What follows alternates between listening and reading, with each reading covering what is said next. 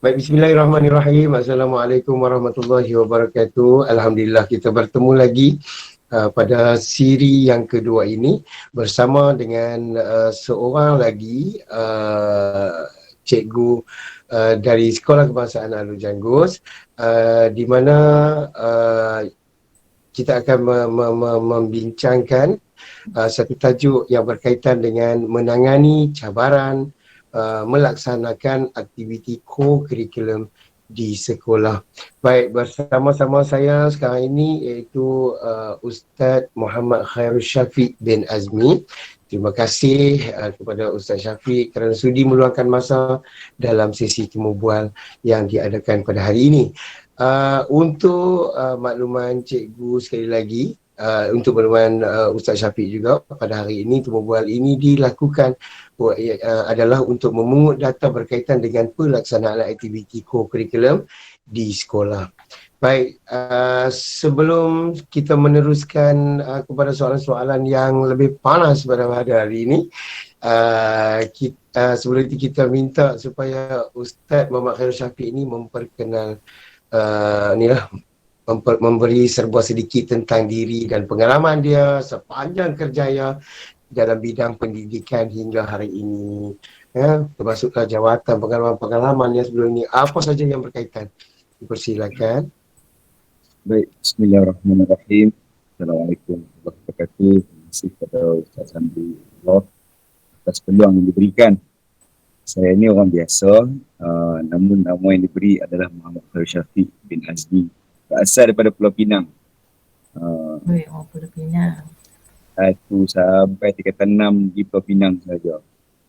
Selepas tingkatan 6 baru keluar ke Pulau Pinang. Di mana saya telah melanjutkan pelajaran ke Universiti Sains Islam Malaysia dalam bidang sarjana muda pentadbiran muamalat. Kekhususan, kalau orang dengar kekhususan dia orang terkejut. Kekhususan dia adalah pelaburan dan juga perkhidmatan kewangan Islam. Hebat tu. Kemudian saya melanjutkan pelajaran dalam kita ambil yang diploma pendidikan Jepang dalam kekhususannya pendidikan Islam di IPG Sultan Zalim semasa ni. Kemudian tak tunggu lama, lepas saya mula berkhidmat pada 2010, saya pun sambung dengan master sarjana pendidikan dalam kekhususan bidang teknologi pendidikan, yang mana saya graduate di UM pada tahun 2013. Lepas tu stop dekat tu, cukup lah, tak mau sambung dah. Dan saya berkhidmat dalam bidang pendidikan ni selama 15 tahun. Kalau macam tengok sahabat saya tadi, Puan Sharifah Ridha, lebih pada orang kata daripada saya lagi, dan banyak sekolah yang beliau telah pergi. Tapi saya hanya satu sekolah saja 15 tahun, iaitu di SK Alor Janggus Alor Star Kedah. Namun di sekolah ni banyak benda yang dapat saya pelajari daripada abang-abang, kakak-kakak, kawan-kawan, rakan sejawat di sana, dan juga pentadbir yang ada di SK Alor Janggus, yang mana saya telah diberi peluang dalam sama ada bidang kurikulum, HAM maupun co-curriculum. Tapi bidang keutamaan saya daripada mula saya berkhidmat adalah dalam bidang co-curriculum, lebih kepada unit uniform, tunas kadet remaja sekolah, dan juga sukan olahraga dan juga bola baling. Yang mana guru besar sebelum ni, iaitu guru besar pertama bila saya berkhidmat tu, Cikgu Zakaria MB, sama juga macam Cikgu Abdul Roni. Mereka ni adalah orang kuat bola baling. Jadi bila mereka tengok saya ada sijil masum bola baling tu, memang mereka buka ruang pada saya yang tu. Kemudian untuk tunas kadet remaja sekolah, rakan sejawat saya, itu Cikgu Fauzi, Abang Lipah. Saya ni kalau kata orang bagi peluang dan juga jasa orang ni, saya akan ingat bila-bila. Dia yang bawa saya berkhidmat dalam tunas kadet remaja sekolah ni daripada mula perkhidmatan saya, daripada sekolah kemudian ke peringkat negeri Kedah. Daripada ruang-ruang itulah yang bawa saya ke peringkat yang lebih tinggi, alhamdulillah. Sebenarnya pengalaman saya ni bukan hanya sekitar daripada dalam bidang pendidikan. saya sebenarnya banyak terlibat dengan NGO luar. Saya juga pengakak Kelana, saya juga terlibat dengan belia-belia, sama ada Belia 4B ataupun Majlis Belia Malaysia sebelum ni. Cuma bila dah masuk bidang pendidikan, saya tinggalkan NGO tu. Kan, kita lebih fokus kepada kemenjadian murid kita. Jadi yang tu tinggal. Fokus dia KRS lah ni dengan sukannya. Yang tu yang menyebabkan kadang-kadang cabaran kita ni, kita jarang ada di sekolah. Tapi nak kata jarang ada di sekolah pun kerja kita jalan. Kan? Cumanya kadang-kadang orang tak tahu masa bila kita buat. Sebab tu pentingnya time management bila kita orang yang banyak keluar ni. Cuma kadang-kadang pentadbir ataupun rakas jawat mereka tak perasan benda tu masa bila kita jalankan tugas kita. Okey, itu aja tuan. Okey, baik. Rasanya paling layak dah ni kalau nak minta penolakanan co-curriculum ni kan. Tak Okey. payah lain tu. Okey, baik. Sepanjang bergelar guru, pernahkah Ustaz Syafiq mengikuti kursus ataupun latihan yang berkaitan dengan aktiviti co-curriculum yang mana sedikit banyak dapat membantu untuk mengendalikan aktiviti co-curriculum di sekolah? Okey, baik. Masih Ustaz Zamri. Untuk pelibatan aktiviti co-curriculum ni, kalau kita tengok sebenarnya pendedahan tu daripada kita di sekolah lagi. Macam saya diberi pendedahan daripada sekolah menengah, sekolah rendah. Cumanya di sekolah menengah saya terlibat dengan KRS sendiri sebagai anggota kadet. Jadi benda tu dah ada dalam diri kita. Bila kata kita datang ke peringkat sebagai seorang guru, kita dah ada kemahiran-kemahiran asas tu. Cumanya penambahbaikan adalah kepada kursus-kursus aras tinggi. Contohnya saya banyak terlibat untuk mengambil kursus outrack. Kursus outrack ni kursus oleh KBS. Dia panggil kursus rekreasi pendidikan luar. KBS yang Anjor. Jadi saya masuk program tu 5 hari juga. Kena duduk lautan. Kemudian saya terlibat juga dengan kursus sains sukan. Sebab apa sains sukan ni dia ada berkaitan dengan cara kita mengendalikan aktiviti-aktiviti sukan dan juga kecederaan-kecederaan sukan. Kecederaan sukan ni dia boleh melibatkan sama ada dalam aktiviti co-curriculum juga. Jadi antara kursus-kursus yang penting kita kena ikut. Saya juga ikut kursus dipanggil kursus Basic Life Saver. Basic Life Saver ni, BLS ni adalah kursus untuk orang kata bantu mula awal. Yang ni oleh hospital.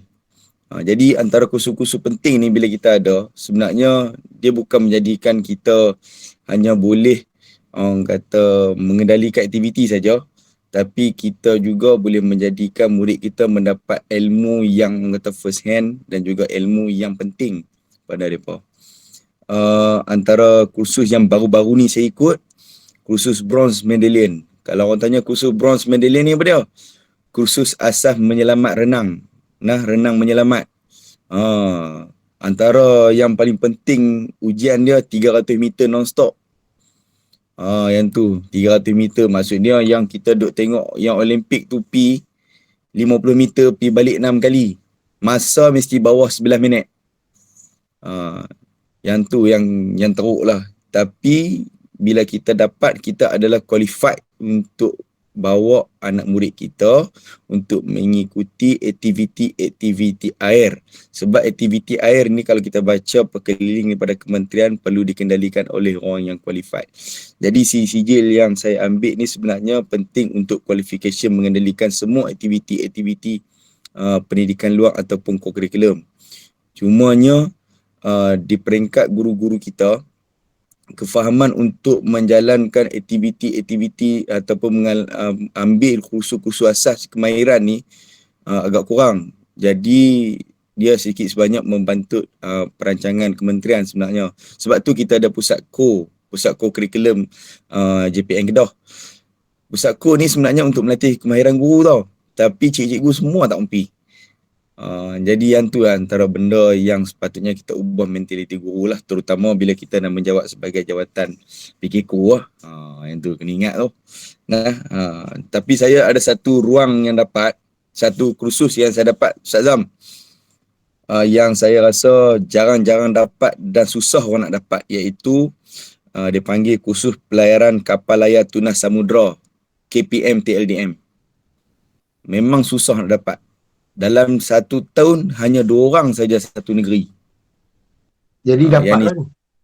dapat 2018. Naik kapal 2 minggu. Oh, okey. Hebat. Naik kapal tu dia ajak kita water confident di tengah laut. Rasa kalau kata tanya husband Kak Poh tahulah kapal layar tunas samudra tu. Depa mesti ada yang biasa naik.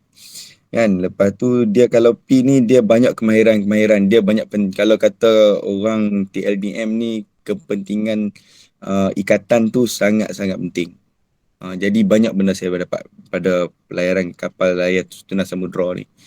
Jadi orang kata yang itulah antara pengalaman kursus-kursus yang saya ikuti yang sedikit sebanyak menjadikan diri saya hari ni dan dapat melatih anak-anak kita, insyaAllah. Dahsyat, Masya Allah. Peranan, cabaran-cabaran nak dapat sampai ke tahap ni. Okey, kemudian seterusnya kita pergi pada soalan seterusnya, iaitu apakah faktor yang mempengaruhi kesejahteraan semasa Ustaz Syafiq melaksanakan aktiviti co-curriculum? Ada Okey. apa yang menyeronokkan Positif, ke negatif dia, dia. apa yang positif dia, apa yang negatif dia, ataupun kalau kita ni macam mana pula orang yang Dia benda negatif. kadang-kadang agak kompleks ni, tapi boleh jadikan benda tu tak kompleks terlalu mana sangat pun. Sebab apa, kita ni satu benda yang saya pegang bila saya menjawab seorang guru ni, pertama kita berdakwah untuk orang kata apa agama kita lah kan, dan buat kerja kepada Allah Ta'ala. Yang tu je. Jadi setiap benda yang kita buat tu semuanya adalah untuk berdakwah. Salah satu terlibat TKRS ni adalah untuk berdakwah, sebab TKRS ni penubuhan dia adalah berasaskan pada kaedah remaja Islam. Jadi konsep asas dalam TKRS ataupun KRS ni memang pertama sekali dia menekankan kepada aspek kerohanian.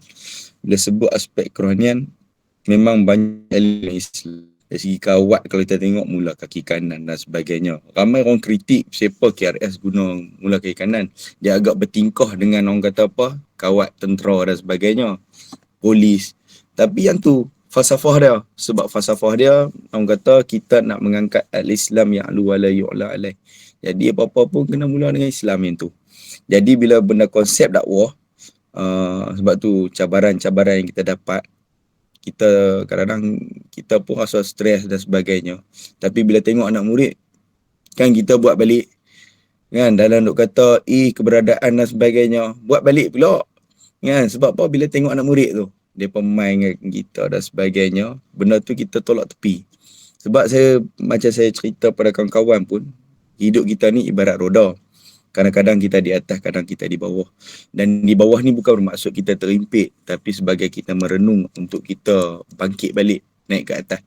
Yang tu aja. Jadi cabaran-cabaran ni sebenarnya membolehkan kita buka ruang kepada anak murid kita untuk explore benda-benda yang mereka belum explore lagi. Yang tu saja. Tapi rasa seronok je. Buat aktiviti ni seronok. Tambah-tambah dulu ada kawan saya kan, nama sama macam Ustaz juga, Zamri juga. Kan seronok buat ajar kan dia. Kan? Jadi kawan kami ramai, seronok buat. Jadi yang tu yang memberi sebenarnya bagi kita seronok buat ajar. Sebab apa, dia bila buat kerja koko ni dia teamwork. Bila kata buat seorang-seorang tak jadi. Tak ada benda yang boleh jadi seorang, sebab apa Nabi pun dalam kata dia membina negara Islam pun, Madinah, dia kerja dalam keadaan berpasukan dengan sahabat ya, yang tu je. Itu saja untuk jawab soalan tuan. Dahsyat ni. Okey, kalau contoh macam kalau sekiranya pada pendapat Ustaz Syafiq, bagaimana katalah sekiranya wujud yang cikgu-cikgu yang kurang senang ataupun yang tak berapa nak ni, Yang negatif yang berfikiran negatif. tentang COVID. Jadi berkaitan dengan Koko lah. Jadi bila main time Koko, dia cabut balik awal. Contoh dia tak minat, dia tak mau pun, dia tak mau menyangkal pun. Kan? Jadi rasa-rasa lah apakah permasalahan tersebut tu, bagaimana kita nak menangani Caranya. cabaran tu. Okay, baik. Dia bila sebut cabaran ni, dia bukan dengan isu sebenarnya. Ada berapa, saya lebih kurang, kalau kata kami pergi ke mesyuarat ke kementerian berkaitan mesyuarat Sekretariat KRS Kebangsaan kan, pernah sekali mantan Ketua Penolong Pengarah BSKK KPM Tuan Haji Abdul Rashid Mian, dia kata ada 3 benda yang sebenarnya sekolah tak faham sampai sudah. Sampailah ni sekolah tak faham. Pertama, kefahaman rakan sejawat guru ni tentang kepentingan MMI pendidikan co-curriculum kepada murid-murid. Dia terlupa pendidikan co-curriculum ni adalah MMI. Yang tu rakan sejawat kita yang pertama. Yang kedua, orang kata apa, sokongan dari takbir sekolah dalam kita menguasai ataupun mengendalikan aktiviti co-curriculum sebagai aktiviti MMI. Yang tu juga. Sebab apa? Bila rakan sejawat tak faham, sekolah tak sokong, yang ni isu yang ada. Dan yang ketiga, isu yang penting yang kita dengar tadi pun, iaitu kebergantungan pada orang yang sama. Abang pilih aktiviti unit uniform ke, kelab persatuan ke, sukan ke, orang tu. Jadi dia akan latu orang tu sampai lemit. Sampai lesu, sampai lemau.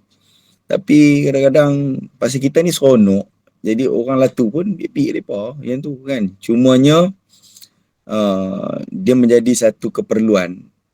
Kita tengok kepada isu yang kedua tadi tu, apabila seorang guru besar ataupun pengetua ataupun guru penolong kanan ataupun guru-guru kanan, mereka ni menyokong kepada seorang guru yang terlibat tadi tu dalam menjalankan aktiviti, dan pada masa yang sama memberi kefahaman pada guru rakan sejawat tadi tentang kepentingan MMI co-curriculum.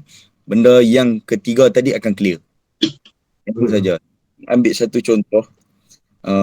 Dulu kami di SK Lejanggut ada seorang PK nama Cikgu Nuaini. Cikgu Nuaini ni, dia ni asal pada guru penolong kanan co-curriculum juga. Dia naik HAM dan dia naik PK1. Apabila berkaitan dengan co-curriculum je, kalau kata orang bangkitkan isu-isu macam ni, dia akan kata satu benda je. Kita kena ada tolak ansur yang pertama.